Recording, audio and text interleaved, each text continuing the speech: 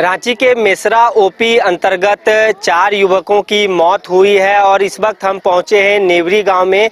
इन 4 युवक में एक युवक इसी गांव के थे और हम उनके घर पहुंचे। ये देख सकते हैं, जो हमारे पीछे आपको भीड़ दिख रही होगी, ये नेवरी गांव स्थित जो एक युवक थे, जो इन 4 युवक में उनके घर पे लोग पहुंचे हैं और उनके परिजनों से मिलने के लिए लोग यहाँ पे पहुँचे हैं।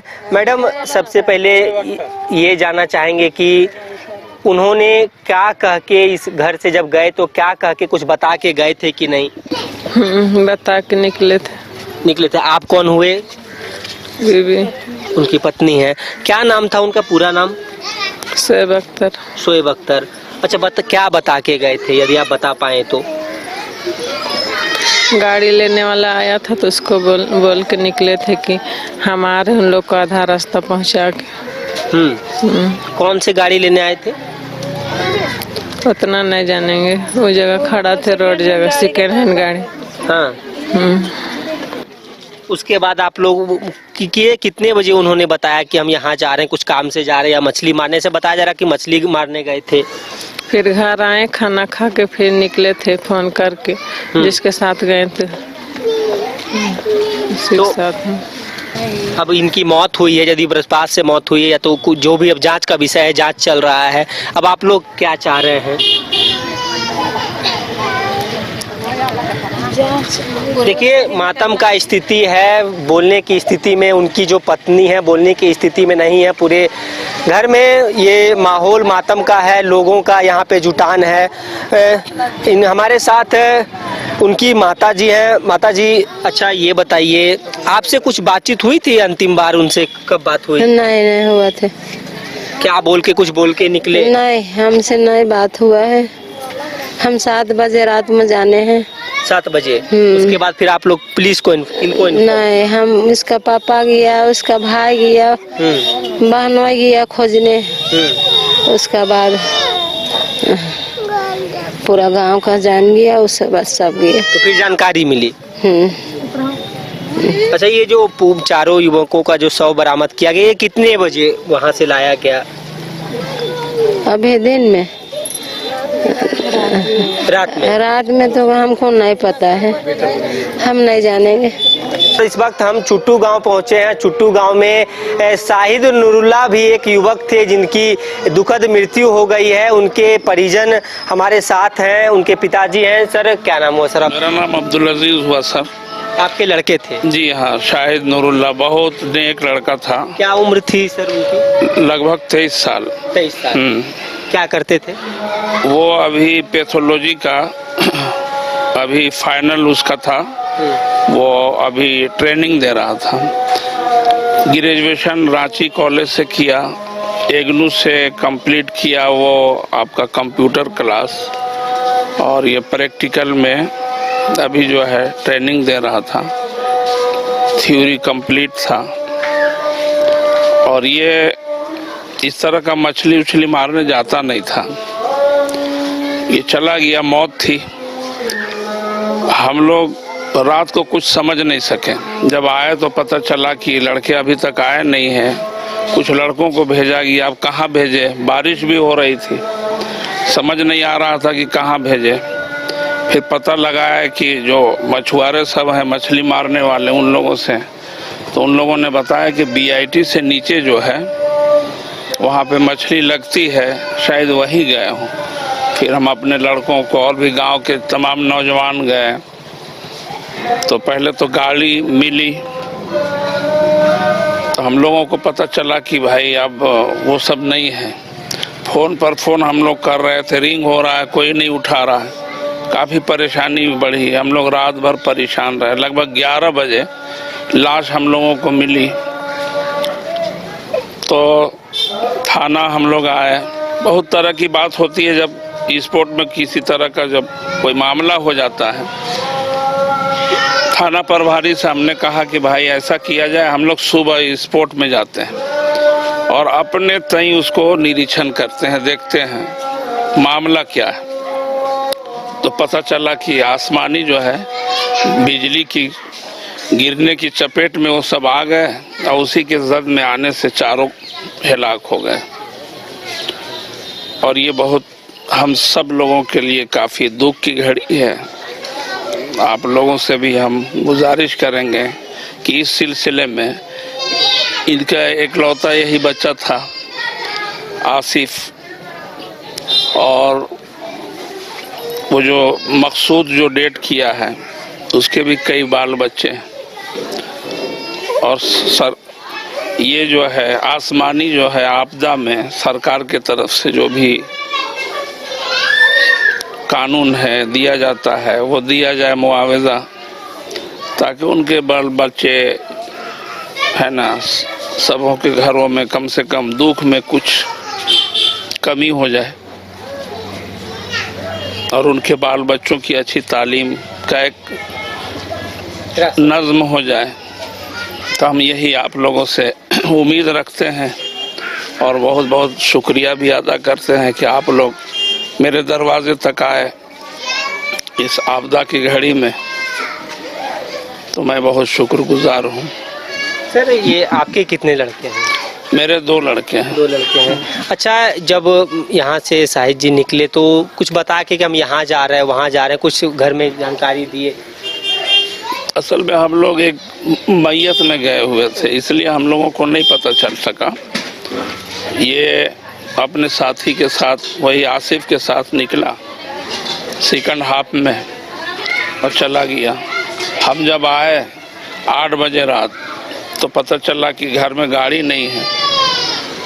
उतने ही में हम फ़ोन किए कि बाबू कहाँ हो, तो रिंग हो रहा है, कोई उठाने वाला नहीं, बार बार रिंग हो रहा है। तब परेशानी हम लोगों की और बढ़ गई। लड़कों को फिर भेजे हम, तो उसके बाद जो नतीजा आया सामने कि इन लोगों का लाश पड़ा हुआ मिला और शाहिद नूरुल्ला के अलावा जो और 3 थे तो सबों के जिस्म में आसमानी बिजली का से जलने का दाग भी था, है ना, जिस्म में।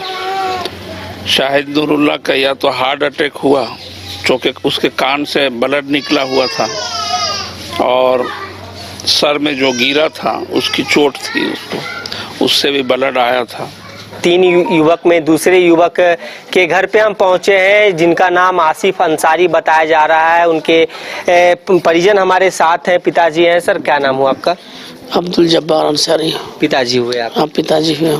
अच्छा, ये जो बहुत दुखद मौत हुई है, क्या लग रहा है आप लोग को? कुछ बता के घर से गए थे?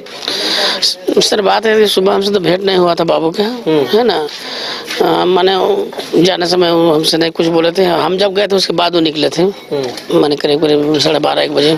क्या उम्र होगी उनकी? वही 24-25 साल। 24-25 साल। क्या करते थे सर? सर ग्रेजुएशन किए हुए थे और अभी तो लोकल में वही टाइल्स वाला काम कर रहे थे कुछ दिन से। ग्रेजुएशन करके अपना टाइल्स मार्बल का काम कर? हाँ, अभी जैसे बोल रहे थे कि नौकरी का इधर उधर भी कर रहे थे, तब तक बीच में अपना कर रहे थे सब टाइल्स वाला काम। अब आप लोग क्या चाह रहे हैं, क्या लग रहा है? देखिए सर, अब कहाँ लगेगा, अब तो मान के चलिए दुनिया तो अब बेसहारा हो गए हम लोग। अब मान के चलिए दोनों बेटा था, बड़ा हो गए, दोनों डेटे कर गए। ये था आसिफ था तो सोचे थे कि चलिए एक सहारा है। दूसरा चीज़ है ना कि हम पैर से भी अपाहिज हैं, समझे ना।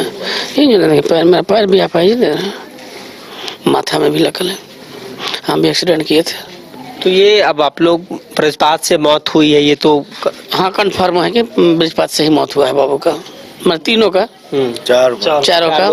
नेवरी का जो मेरा भाईगना थे वो भी मेरा भाईगना ही थे। आपके भांजे थे? भांजे थे मेरा।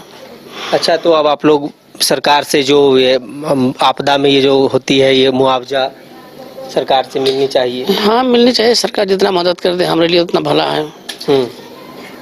और सब क्या कर सकते हैं हम। कुछ बोल रहे थे सर आप? नहीं, वो तो बोलिए दिए। ठीक है। ये बहुत गरीब परिवार से बिलोंग करते हैं।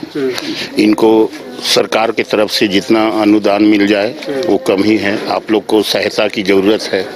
आप लोग मीडिया भाइयों को मैं धन्यवाद करना चाहता हूं। सबसे पहले तो मीडिया भाइयों को हम धन्यवाद करना चाहता हूं, शुक्रिया अदा करता हूं। और ये बेसहारा परिवार हो गया, मैं बोल भी नहीं पा रहा हूँ। हमारा वो नाती लगते थे और बेसहारा हो गया आज।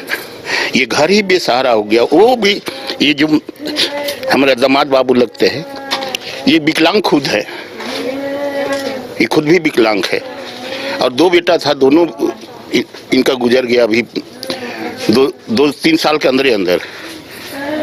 और एक तो ये अभी जो 4 बच्चे गुजरे हैं वज्रपात से हुआ है। कल हुआ था वज्रपात में, फिर वही 4 ये जो मंगनी उनका हुआ था, मतलब शादी सेट हो गया था। हाँ, शादी सेट होके मंगनी हो गया था। हाँ, तो शादी छेका जिसको बोलते हैं। अच्छा, कब करने का प्लान था? हम लोग का तो प्लान था कि फरवरी में हम लोग कर रहे थे बाबू का शादी।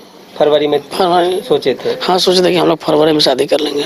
चुट्टू गांव के 3 युवक हैं, तीनों 2 युवकों के परिजनों से हमने बात की है और एक तीसरे युवक जो थे मकसूद अंसारी के घर पे हम पहुंचे हैं। देख सकते हैं परिवार में मातम की स्थिति है। उनकी पत्नी माता जी यहाँ पे हैं, आस पड़ोस के लोग ढाढ़स बनाने के लिए यहाँ पहुंचे इस दुख की घड़ी में।